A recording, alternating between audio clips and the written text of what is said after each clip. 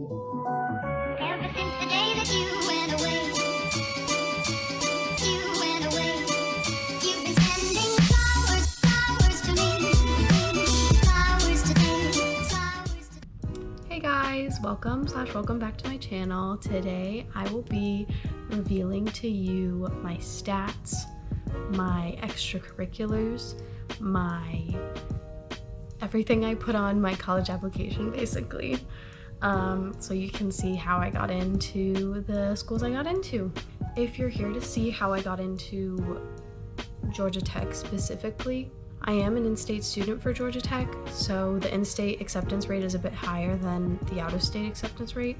So if you're an out-of-state student trying to get into Georgia Tech, just know that your stats or your extracurriculars may need to be slightly higher. But obviously the admissions process for college is so unpredictable, especially this past year. This past year was crazy. I'm going to reveal my ACT score, even though I feel like the standardized test scores really did not go much into determining whether you got into schools or not, because most of them were test optional. So I have my final transcript pulled up, and we'll start off with my GPA. My cumulative numeric GPA, like out of 100, I got a 99.13, and then my weighted like 4.0 scale GPA is a 4.42, and my unweighted 4.0 scale I believe was a 3.98. And also, I guess the 100, I feel like the out of 100 points GPA scale is a bit more universal. I could be wrong, maybe people don't use that, but every GPA scale is like different, so you know, just know that every GPA scale is different and grades things differently, and colleges know that as well, so don't freak out about it. I took a total of 10 AP classes in high school. I took one in freshman year, which was human geography, one in sophomore year, which was world history, 3 in junior year, which were US history, English language and composition, and AP Physics 1, and then 5 in senior year, which were English literature and composition, calculus BC, Spanish, language and culture, comparative government, and microeconomics. For my scores on those, I got a 4 on human geography, a 4 on world history, a 4 in physics 1, a 4 in language and composition, and a 5 in US history. And I have not received the scores yet for my senior year classes. I took a total of 3 ACT tests, got a total of 2 scores back. One of them got lost in transit or something, and I never saw the scores for it, so. I took my first test, I'm gonna have to like log in to see my sub-scores. Okay, for my first test, I got a composite score of 33. I got a 30 in math, a 32 in science, a 34 in English, and a 34 in reading. And then I took my second one that got scored in September, and I didn't prepare like at all for this one. I was too busy with school. And so I got a 31 on this one as my composite score, with a 28 in math, a 32 in science, a 35 in English, and a 30 in reading. So yeah, everything on my second test went down, except, oh wait, science stayed the same. English went up 1 to a 35. And so my super score for schools that super score your test, it stayed a 33. And I ended with a 30 in math, 32 in science, 35 in English, and 34 in reading, and a 33 as my super score for my ACT. As far as extracurriculars, I have heard many things when I was doing my preparing for college application processes and such. I do think the best advice that I took away from when I was trying to apply for colleges was to focus in and really like show your dedication to a smaller amount of activities and leadership. And that's what I did with my applications. I did dance really heavily outside of school, and so I really like drove home the fact that I was really dedicated to dance. I really stressed the fact that I put in at a minimum every week 11 to 12 hours per week of dance on top of the rigorous like school schedule I was doing and on top of the other activities that I took part in. I also made sure to include the most like continuous activities first when I was listing my activities.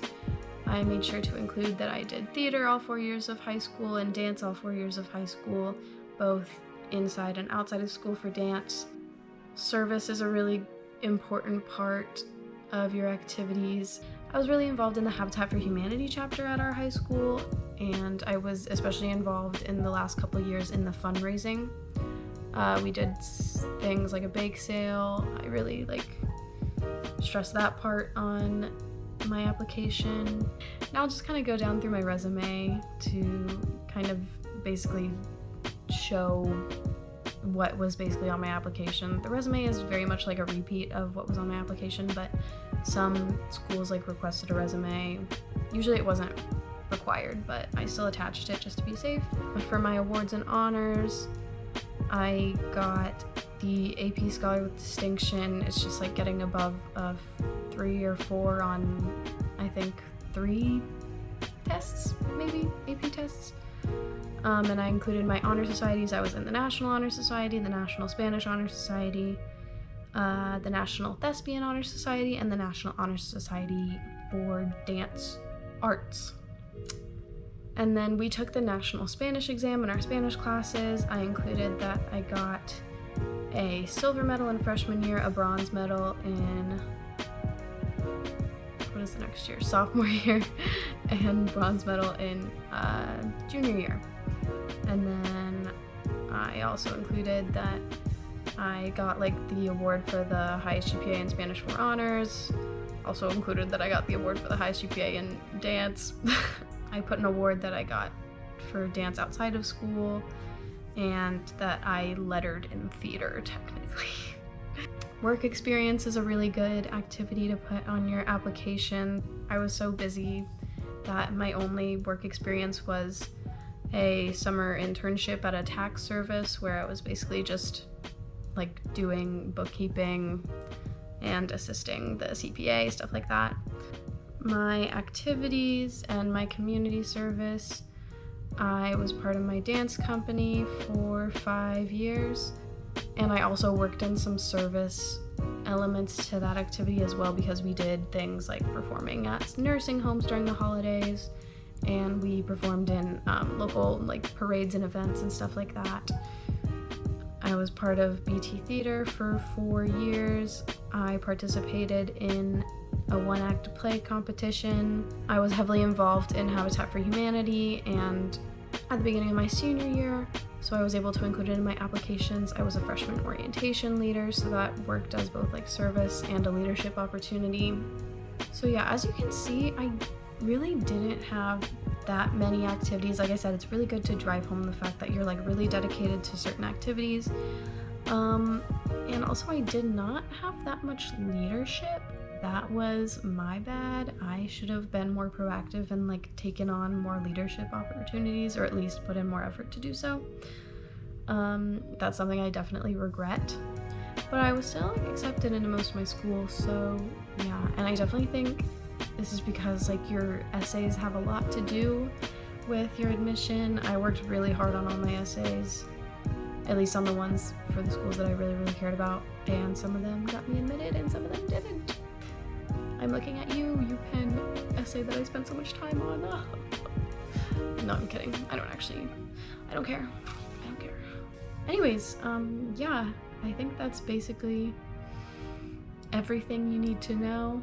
If there's anything I didn't touch on that you want to know more about, just leave a comment and I'll respond down there. It hopefully isn't too complicated. So yeah, thank you all so much for watching, and goodbye.